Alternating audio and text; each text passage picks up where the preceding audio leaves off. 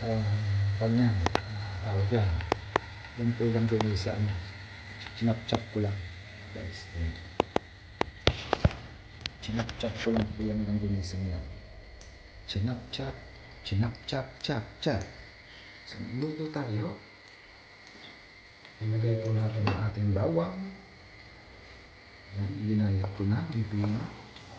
Ayan guys. Sundan ko yung ating sibuyas. Ayan. Ang ating pantasta sauce. Ayan guys.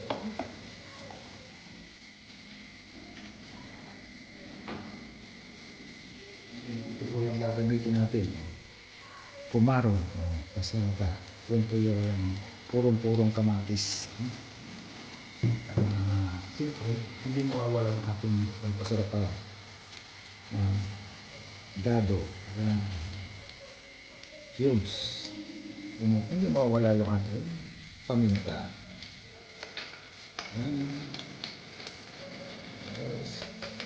Paminta. At hindi mawawala po yung ating salo o asin. Lagyan natin yung asin. Asin. Sila ang ating niluluto. Yung pananghalian for today.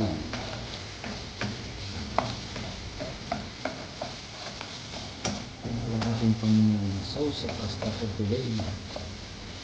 Guys, di ba? Sarap. Kaya hindi ito. Itong sarap sa pasta ko yung dumisan. Lulutuin mo na yun lang dumisa tapos gagayatin ko rin yung ganyan kalaki. Pagkos na binili na karne, ayan na. Mas masarap po yung dumisa kasi meron na yung ingredients. Kaya masarap po siya. Guys, ayan. Hindi. Ayan, guys. Nakita mo yun. Yan. Super sarap po yan. Naluto na. Haluin natin. Haluin natin.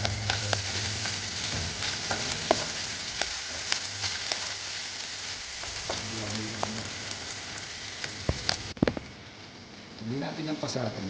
Guys. So, sarap ang ating pangalan. Suave. Delicious. Ayan. Kung pasta ako na po yan, lulutuin ko siya ng 30 minutes. Hindi mas lapot na lapot siya.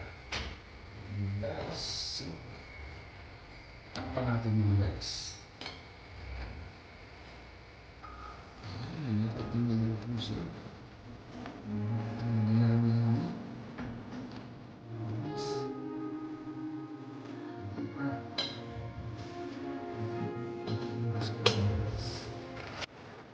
Masarap niya.